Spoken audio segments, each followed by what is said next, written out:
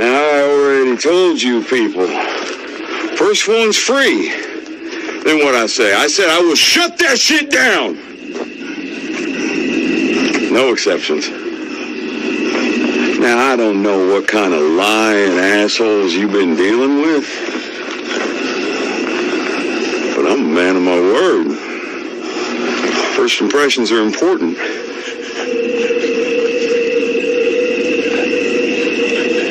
I need you to know me. So, back to it.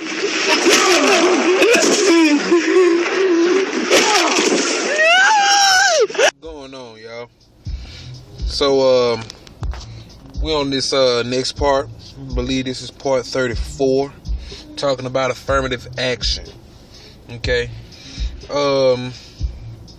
Getting right into it. In slavery, for a generation after, blacks so dominated the artisan crafts and skilled trades that some of the most racist whites, unable to compete, became abolitionists just to break up the black monopoly. Moreover, many of these blacks were the major breadwinners for the families that enslaved them. Many states, seeking to give the white man an advantage, passed laws prohibiting the hiring of blacks. Read that again just in case you missed it. Many states, seeking to give the white man an advantage, passed laws prohibiting the hiring of blacks, slave or free, when a white man could be found to do the work. These were the first affirmative action programs in American history. They worked so well that they became the employment policy in America, and all for the 100% benefit of whites who could not otherwise compete with black labor, productivity, and quality standards. The physical exclusion of Asians from the country for 40 years, and the radical skewed immigration quotas were also affirmative action policies for white benefit. But in the 1960s, when a weak form of affirmative action was applied to blacks who had faced systemic, overt, deliberate discrimination for centuries, it quickly engendered the resentment of whites who believed that it allowed unqualified blacks to receive special undeserved preference in hiring. So when we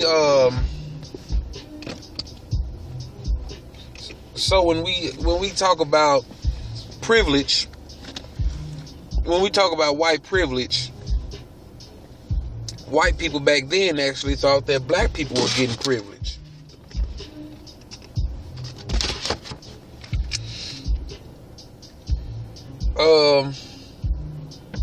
Let's see. Okay.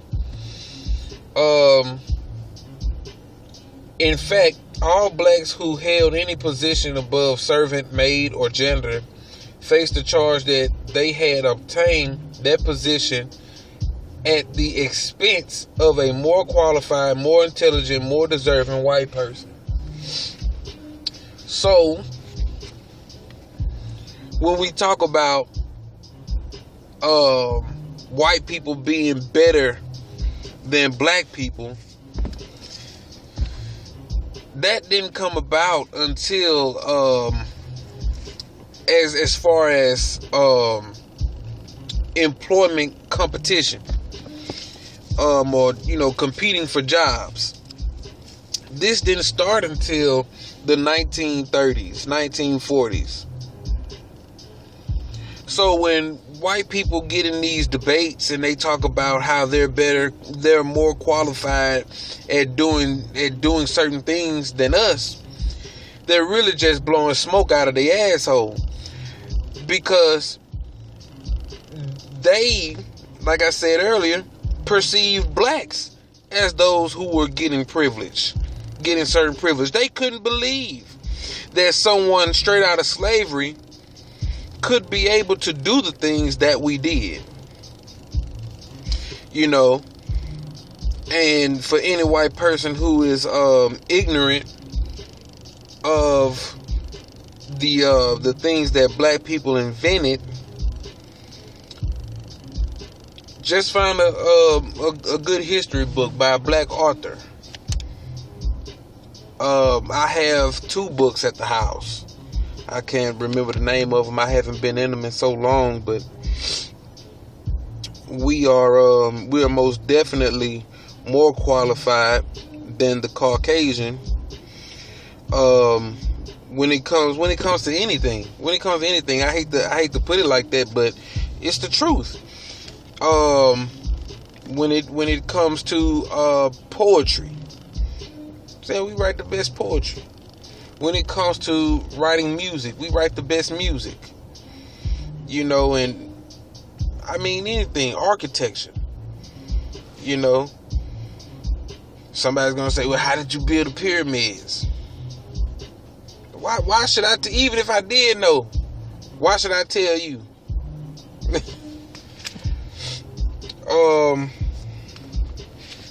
The series of presidential executive orders of the 1960s that became known as affirmative action was only intended to address government employment discrimination or hiring bias by private businesses that receive government contracts.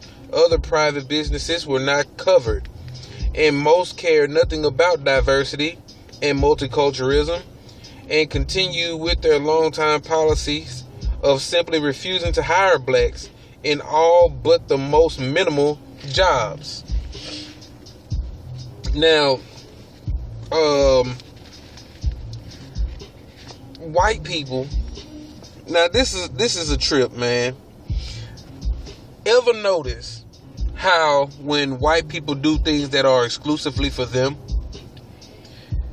they kind of do it in a way where when it's done, you don't find when they do it, you don't find out about it until it's been done. That's something that they've been doing for years. When we do something and we get the message out, you see what I'm saying? And they find out about it and they want to come and we say, no, we don't want you here. They want to go in a rage about how, well, why are you being racist? It's not being racist. You know what I'm saying? Well, yes it is. It's being racist. But there are 2 different types of racism. I should have uploaded that video. Shit. But I got the video already recorded. I'm going to upload it before I upload this one, the difference between the 2 races or whatever. But I'll leave that at the end of this video. If you don't want to go and check it out or whatever, or don't want to go look for it or whatever. But there are 2 different types of racism, and the racism that white people perpetuate is a racism that promotes the extermination of black people or the black image in full. When we talk about black racism, we're actually talking about black nationalism, black economics, where we could actually pull ourselves up our own bootstrap. You can't tell us to pull ourselves up our own bootstrap and then include you when we're trying to pull ourselves up our own bootstrap. So you can't, tell us to include you in something when you want us to do things on our own. Does that make any sense? You see what I'm saying? So whenever we have an all black gathering, you're not to be invited because you're the one that wants us to pull ourselves up our own bootstrap. Okay? Let's see. This discrimination channeled the majority of black college graduates into government jobs, making the United States government the leading employer of black men and the second leading employer of black women. It is estimated that 80 to 90% of private sector jobs are never openly adverse to the general public. Wow. And they have this bold and italicized. It is estimated that 80 to 90% of private sector jobs never openly advertised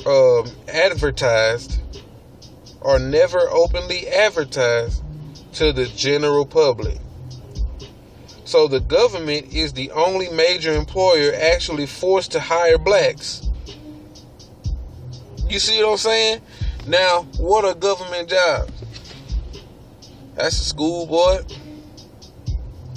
trash truck, a recycling, what else?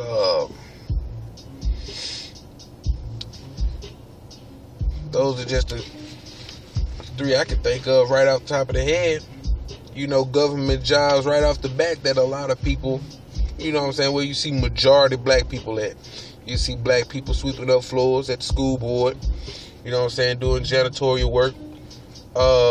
You'll have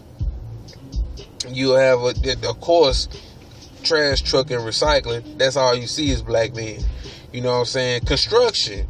You know what I'm saying?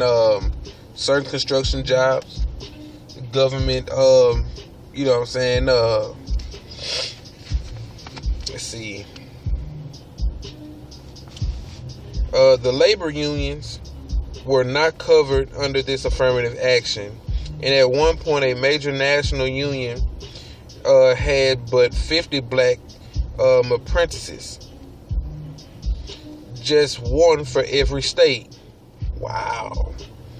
In the 1970s, Republican President Richard M. Nixon deviously promoted affirmative action because he thought, quite accurately, that it would create a fatal racial rift in the Democratic Party. It could be argued that these affirmative action initiatives have helped to create a black middle class, even though the actual income of middle class black families is far lower than that of the white middle class. Now, I want to stop right there. This is okay. Yeah, that's pretty much the end of it. They get into the numbers or whatever, but it's amazing when people say that it's not about racism, it's about classism. Okay, so if it's about classism, wouldn't that mean that those persons in particular classes have equality across the board? Because think about it. Classism. Let's use the most simplest example. Classroom. Many students in a classroom will not advance past other students in the classroom unless there's some kind of after school tutoring or something to that effect, right? Those persons who have to catch up with the rest of the class get privileges. Those are privileges that black people in this so-called middle class do not receive. Black people in the middle class do not get the incentives or the privileges that those whites in white middle class get. They the people in the middle class, white people in the middle class, tend to just look at the fact that, oh, I work hard to get what I want. I sweat, I bleed, I cry to get the things that I have. Indeed, you do. But when we look at minimum wage is not the same. For both a black person and a white person starting out. Okay? So, yes, you sweat, you bleed, and you cry, but at the same time you're doing that, your paycheck is just a little bit more, let's put it like this. You don't have to live paycheck to paycheck. And a lot of white people, they misunderstand the whole paycheck to paycheck phenomenon. They want to say, stop living above your means. Well, how could we be living above our means when we don't have the means to live above? You see what I'm saying? Let's put it like this. A guy just starting out, and they talk about this in this book about the whole heritage, and you know, the things that white people leave for their children after they die, or whatever. And C.D. Fury has a series on why black children inherit dust. You know, part 1 and part 2. They are interesting videos. Please check those out. All of the laws that were created in order to hinder black people. Now, don't get on here and ask me what laws did white people create or your ancestors create to hinder black people. Check out the playlist. Go through every single video and listen. Or matter of fact, just buy the fucking book. You don't have to, you know, watch the videos or whatever to get an understanding of what laws and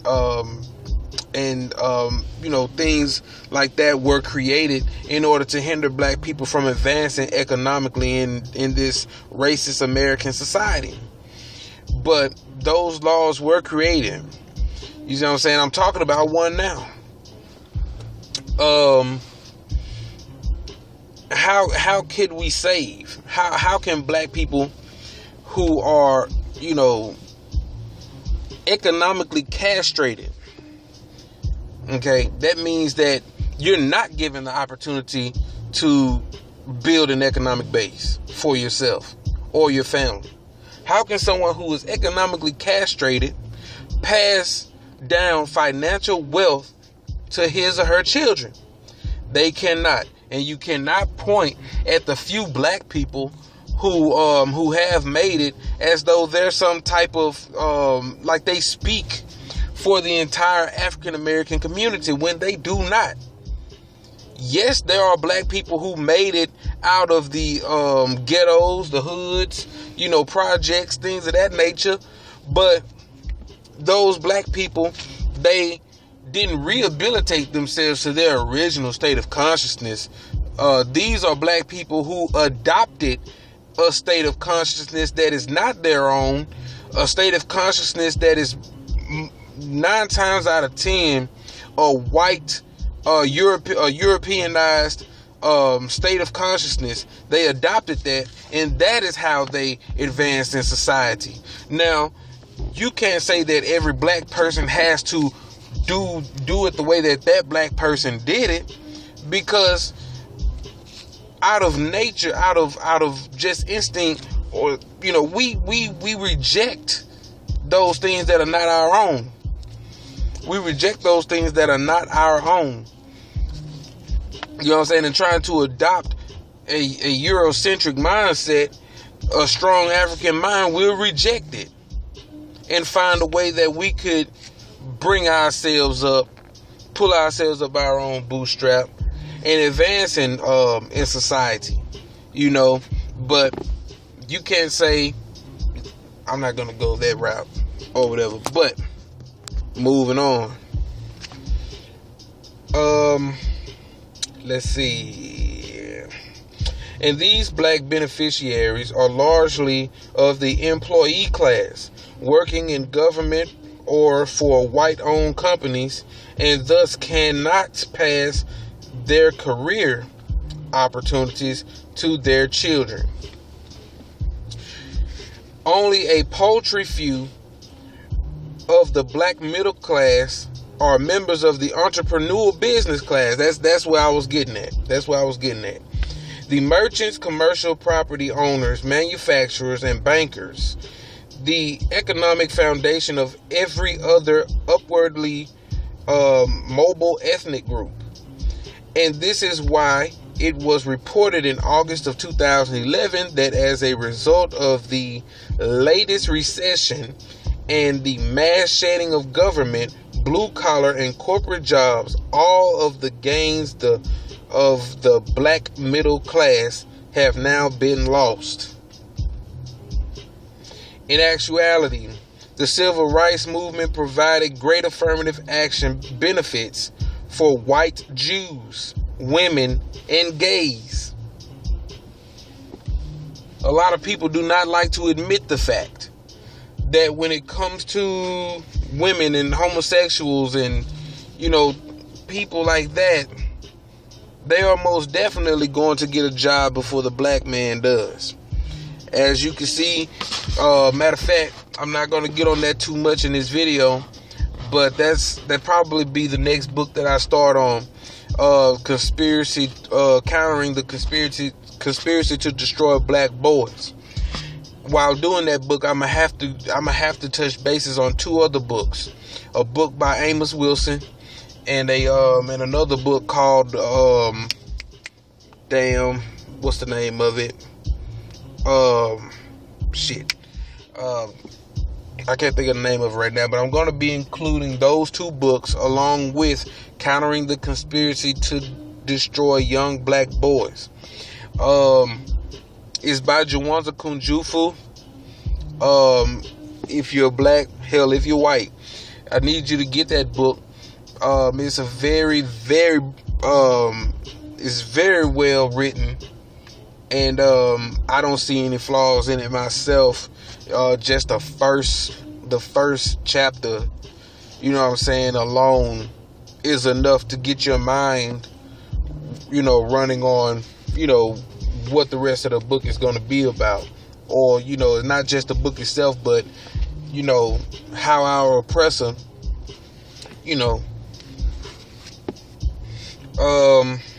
let's see.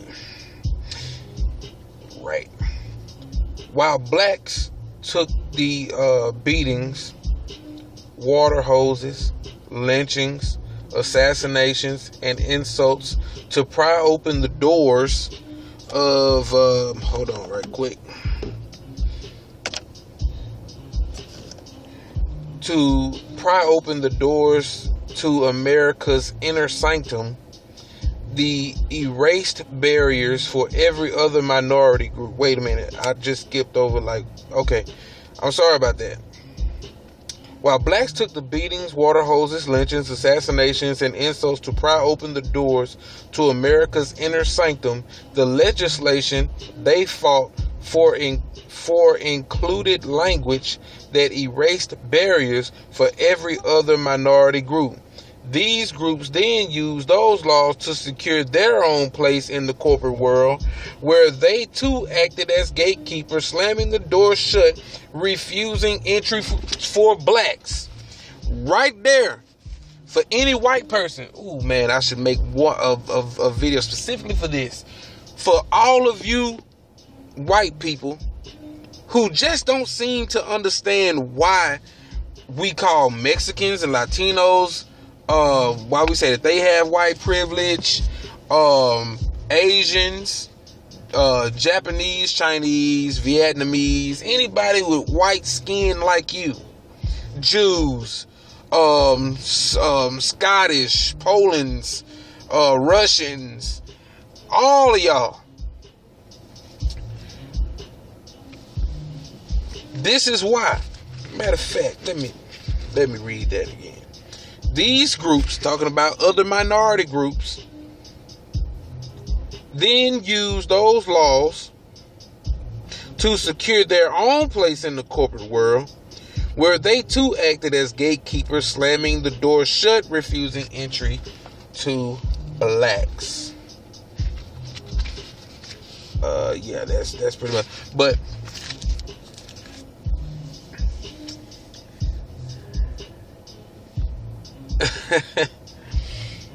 man, this is real difficult. This is hard.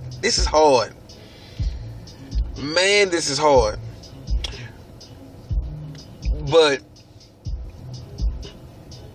these are the minority groups with white skin. They model themselves after you. You see what I'm saying? And not only that, in their own respective countries, in Mexico, in Japan, in China, in North Korea, in Australia, in Africa. Every single one of those white-skinned natives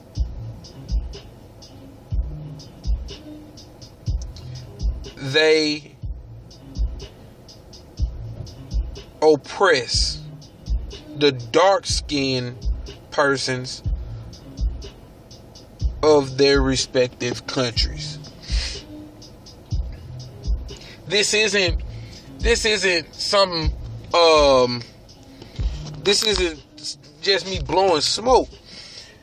I just seen an article on a sister. Let's see here. Bear with me. In Meron Estefanos, I believe I pronounced that horribly wrong, but she takes pictures with refugees that she saves that comes from I forget where they come from, but the majority of these refugees that are escaping to, you know, the safe haven are brown skinned, black skinned people. And what she says happens to these people, it's not like what you see with the bomb being dropped on Syria, and then all you see is these white-skinned people who are blown up, and it's that these people are tortured every single day. Every single day.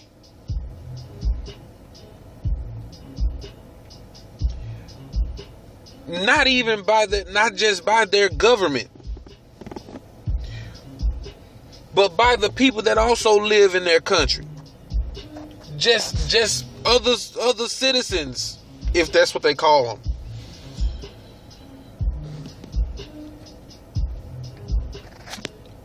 Black people catch hell worldwide. And if it wasn't for this woman, we wouldn't have been able to see that was going on over there with our fellow black skinned, brown skinned people. So I'm done talking. You know what I'm saying? And if you got a problem with it, then you just got a problem with it. Cause really, I kind of don't give a damn. You still there? I don't know. It seems like you're trying to speak, but you just took a hell of a hit. I just popped your skull so hard, your eyeball just popped out. And it is gross as shit. God, I'll find you.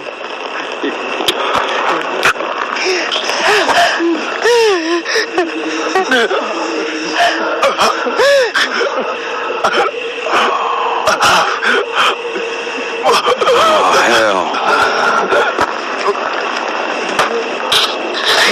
I can see this is hard on you guys. I am sorry. I truly am. But I did say it. No exceptions.